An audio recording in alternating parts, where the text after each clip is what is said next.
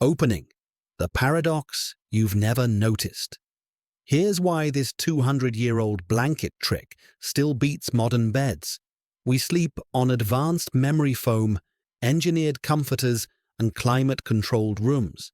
Yet we're colder and more vulnerable to winter than people who slept 2 centuries ago with drafty cabins and simple blankets. Welcome to Lost Ways of Warmth. Our ancestors didn't sleep warmer because they were tougher. They understood how human heat behaves, where it escapes, and how to trap it efficiently. They mastered warmth itself. And you're about to reclaim that knowledge tonight. Part 1. Why modern bedding fails. Modern assumptions about warmth fall apart under thermal science. We believe thicker blankets equal more warmth and heavier bedding means better retention. Both are wrong. Modern comforters depend on bulk insulation. They feel warm initially because lofty fibers trap air. But once body moisture accumulates, that loft collapses, losing the very property that made it insulating. Worse, modern bedding rarely controls where warm air goes. Untucked edges leak heat, gaps near the neck let warmth escape. And your mattress, the supposed symbol of comfort, is often the greatest heat thief in your entire sleep system. Thick foam and gel layers act as thermal sinks, pulling heat downward away from your core. You're not cold because the room is chilly. You're cold because your bed absorbs your body heat like a sponge. Thermodynamics exposes the deeper flaw. Heat doesn't simply rise. It escapes downward through mattresses, sideways into open air, and invisibly through moisture evaporating off skin. Historical sleepers excelled because they built arrangements controlling airflow, moisture, and conductive heat loss with precision modern systems can't match. They didn't need advanced textiles. They relied on understanding how warmth behaves and how to keep it where it belongs. Part 2. When sleeping meant survival. In 18th and 19th century North America, bedding wasn't designed for coziness. That concept didn't exist. Soldiers in drafty barracks faced wind whistling through floorboards.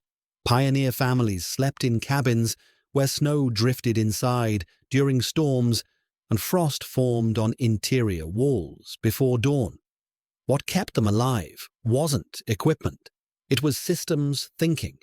They treated bedding as survival tools. Every layer mattered. Every fold served purpose. Every decision was guided by understanding cold air, body heat, and limited fuel. Historical journals describe soldiers wrapping themselves like cocoons to block floor drafts. Pioneers tucked blankets beneath their bodies as carefully as they layered them on top, sealing out icy air. People who survived harsh winters didn't sleep warmer because they had more blankets. They slept warmer because they used what they had with extraordinary precision. This was survival culture, grounded in physics. Part 3. The 4 principles. Principle 1. Heat escapes. Downward first. Modern sleepers pile layers on top, assuming heat escapes upward. Our ancestors knew the largest drain was the surface beneath them. Cold ground or floors pull warmth relentlessly through conduction. A mattress, especially modern foam, behaves like thermal mass, absorbing heat all night. If the bottom is unprotected, the cold wins. The most important element in traditional bedding was dense wool placed directly beneath the sleeper, stopping downward heat flow before the bed could swallow it. WW2 military doctrine emphasized bottom insulation as first priority. Native tribes layered furs under bodies before anything else. Polar explorers understood ground could kill faster than air. Bottom insulation is the foundation of warmth. Principle 2. Trapped air keeps you warm. Materials don't keep you warm. Air does, specifically air that's trapped and unable to escape. The old trick wasn't built on piling weight. It captured still air. Thin layers did work, thick layers failed to accomplish. Each layer tucked tightly formed a sealed perimeter, preventing warm air from drifting away. This dead air, pockets of unmoving warmth, is one of the oldest, most reliable cold weather survival principles. A loose comforter leaks warm air continuously through gaps, corners, and movement. It behaves like an open chimney. But tightly layered, well-sealed blankets create a microclimate around your body, a personal atmosphere remaining stable as surrounding temperature drops. It's the stillness of air within layers, not the weight, that makes the system powerful. Principle 3. Wool controls moisture. If cold air is one enemy, moisture is the silent assassin. The greatest thermal danger during sleep comes from moisture leaving your body. Evaporating sweat steals heat at alarming rates. Wool's genius: it insulates even when damp and actively pulls moisture away from skin. Instead of allowing evaporative cooling to rob heat, wool manages moisture before it becomes a threat. Synthetic fibers trap moisture against skin. They feel warm initially, but become cold and clammy as night progresses.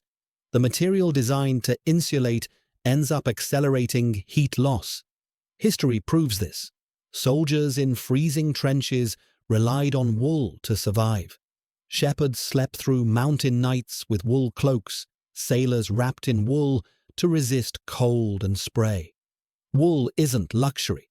It's one of humanity's most reliable survival tools. Principle 4. The personal heat envelope. Warmth isn't something you lie beneath. It's something you build around yourself.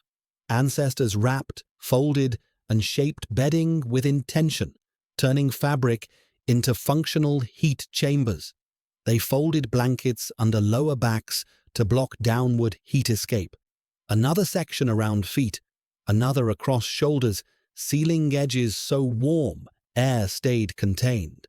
They created personal heat envelopes, controlled microclimates warmed entirely by their own bodies. By enclosing themselves in structured form, they redirected heat back toward the core. The body warmed trapped air. Once sealed, that pocket remained stable all night. A soldier could construct it in freezing barracks. A pioneer mother could build it around a child. No zippers, no synthetic fill, no engineered baffles, only knowledge and practice. Part 4. Mixed materials. Beat matching. Set's warmth is science, not aesthetics. Our ancestors approached bedding like craftsmen approached tools. Cotton provided comfort next to skin and managed surface moisture. Wool added insulation through crimped fibers. The quilt on top offered weight, pressing lower layers into tighter seal. Together, these formed a thermal ecosystem where each material strengthened the others. Modern bedding sets prioritize appearance over performance. They rely on single synthetic materials designed to do everything, yet do nothing particularly well. Ancestors weren't swayed by branding. They used whatever combination delivered results. A wool blanket paired with cotton sheet, a handmade quilt layered over both.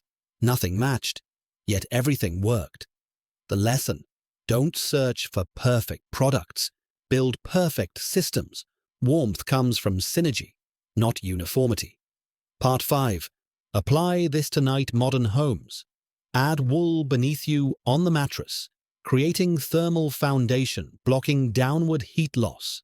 Layer breathable cotton above, top with heavy quilt, tucking all edges to seal your heat envelope. Emergencies. When power fails, this becomes life-saving. A $40 wool blanket properly layered outperforms a $300 synthetic comforter. It traps air, manages moisture, resists collapse, and functions without electricity. The technique: Don't just throw blankets over yourself. Fold part beneath your lower back. Wrap another around feet. Seal edges at shoulders. You're not covering yourself. You're enclosing yourself in controlled microclimate. This isn't about buying products. It's about understanding how insulation, air, and moisture work together. Conclusion: warmth is knowledge. Staying warm isn't about buying the right product. It's about understanding heat behavior. Modern bedding taught us to chase comfort through consumption. History teaches us to create comfort through comprehension. Our ancestors didn't sleep warmer because they had more. They slept warmer because they understood more and used less better. Their materials were simple, tools humble, but their mastery profound. Add wool beneath you, seal the sides, build your heat envelope, create the microclimate your body needs, not what marketing tells you to buy. When storms come, when power fails, or when night grows colder than expected, it won't be technology that saves you. It will be knowledge. Knowledge as old as humanity and as relevant as ever. This is Lost Ways of Warmth. Try these methods tonight. Keep alive the techniques that kept generations warm through winters harsher than ours. What's the coldest night you've survived? Share below. It might help someone else.